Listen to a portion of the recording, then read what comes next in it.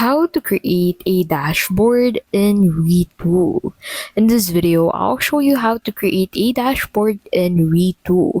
Creating a dashboard in Retool is a streamlined process thanks to its drag and drop interface and powerful data integration. So, you can actually create a dashboard on Retool using the Retool AI.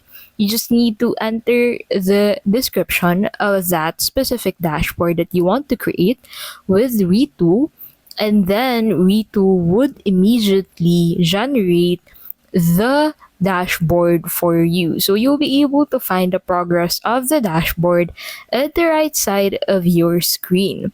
So in here, you'll be able to find the current update of the dashboard that the Retool AI has created for you yet. So you can also upload the file that you need to be reflected on your dashboard along with the command that you have to be able to tailor fit the interface of your dashboard along with its content depending on that specific data source that you have.